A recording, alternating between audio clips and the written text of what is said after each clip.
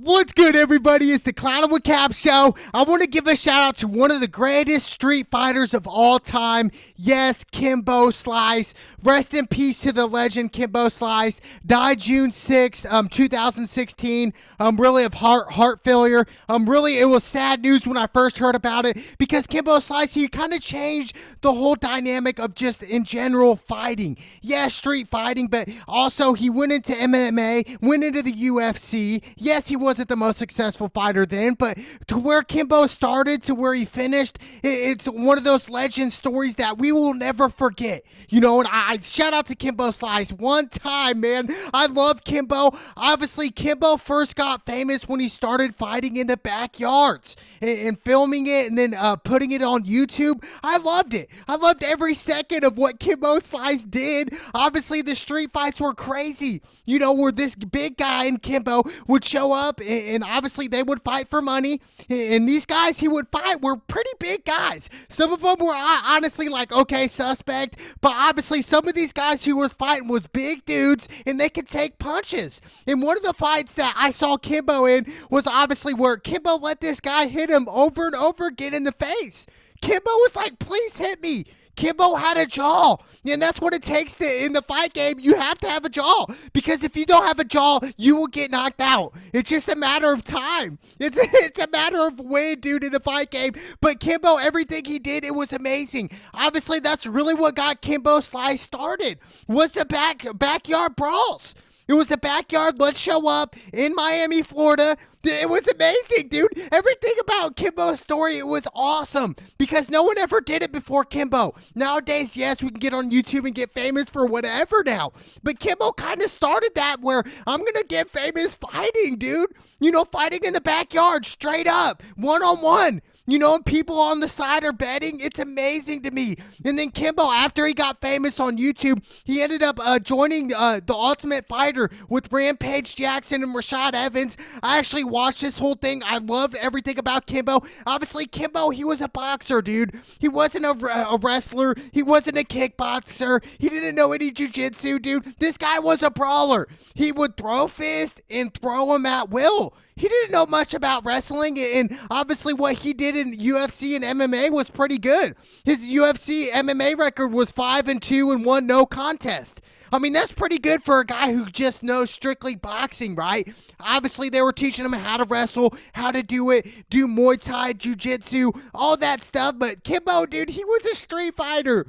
There's a huge difference between a street fighter and a UFC fighter, right? You know, we're talking lengths and bounds different here. Way different. It's a different ball game, dude. But Kimbo brought that. He brought the tenacity. He had that. He had that it factor. He really did. And everything about Kimbo obviously elevated him to higher levels. And a lot of people hated on Kimbo. They can say what they want about Kimbo.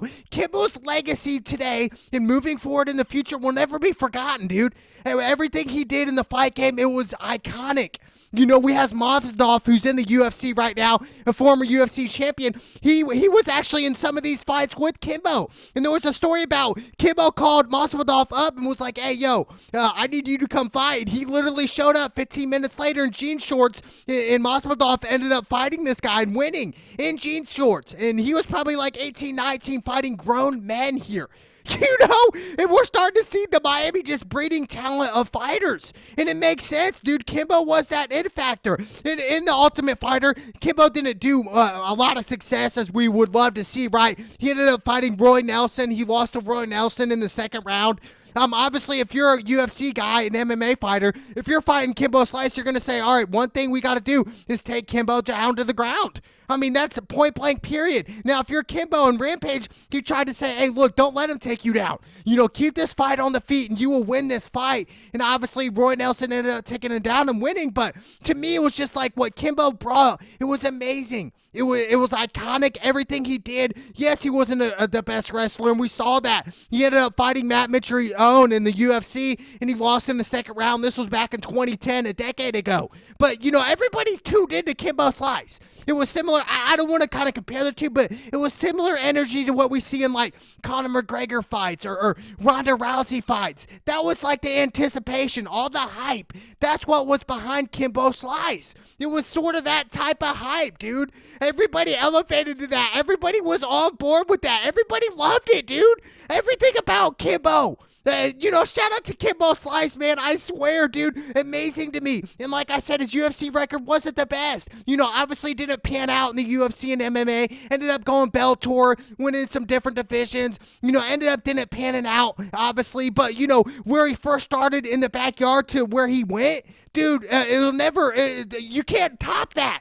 You really can't. Obviously, if he would have won a UFC championship belt, that would have been the ultimate, right? But obviously, Kimbo did not do that.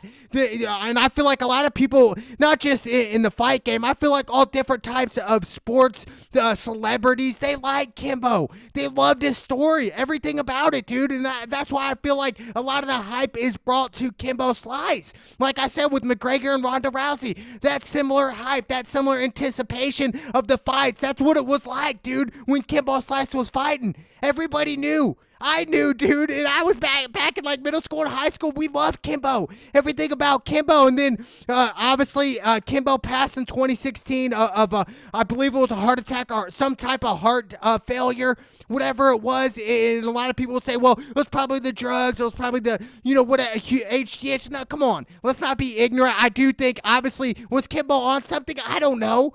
Obviously, I just feel like Kimbo, he was really just bred like that. He just looked ripped. He just felt ripped, and he swung really hard every time. And I don't want to compare, obviously, Kimbo to Mike Tyson, but anybody who's similar to Mike Tyson, it would have been Kimbo Slice. It would have. His punching power, his grit, his ability to take hits to the chin, to anywhere, dude. It was similar to like a Mike Tyson-esque. Obviously, Mike Tyson, in my book, is the greatest boxer of all time. Yes, Ali, there's some other greats. But I'm talking prime top here. And definitely Mike Tyson was there. But when I compare the two, I'm saying punching power, able to take hits, fearless. When you sense your opponent scared of you, that's what they were, dude. They were scared of Kimbo. Just as similar to like Mike Tyson, they were scared of him when he came up into the ring, into the octagon. They were scared, dude. They could sense it. That's another thing I liked about Kimbo is they could just sense the fear of his opponents. And Kimbo, yes, and I understand in his UFC career he lost to some guy with different color hair. Really, it was surprising. It was like a 15-second knockout. But you live and you learn. Obviously, you can't win them all. Unless you're Floyd Money Mayweather. Shout out to Floyd. But let's be honest here. We're talking UFC, MMA. It's really hard to go undefeated. And yes, Khabib's undefeated. Got a big fight coming up. But to me, it's just like what Kimbo did for just the fight game in general. And obviously UFC, MMA, boxing, all different types of fighting out there in the world today. He changed it. He revolutionized it, dude. He would have made now people today, with Kimbo being passed away, people are fighting in backyards now. They're doing the same thing that Kimbo did with YouTube. They're filming it. They're putting money on it, dude. It's just Kimbo revolutionized this, dude. He's an icon so much, and obviously, the Grim Reaper comes for us all at one time or another. And to me, it was just one of them things where it's like, man, dude, I miss it. I miss Kimbo, everything what Kimbo brought to the game. It was a game changer, dude. It really was. It was one of them things where it's like, how is Kimbo Slice able to do these type of things? Seriously, and obviously him passing away, I know I keep saying it, but it's really, when it first struck me, I was like, no way. Kimbo Slice, out of all people, why Kimbo? Put his heart and soul into the fight game and everything about it, dude. It was just sad news. Obviously, people from Miami were really sad. Kimbo, dude, he was one of them cats where it's just like, dude, he was one of those generational icons. We see the big sports icons like Mike Tyson, for example. We see LeBron James, Serena Williams, Tiger Woods. And I feel like at the end of the day, we're gonna end up mentioning Kimbo Slice in that conversation eventually. And a lot of people are like, yo, Cap, slow down. Okay, Kimbo wasn't that great. Yes, he was.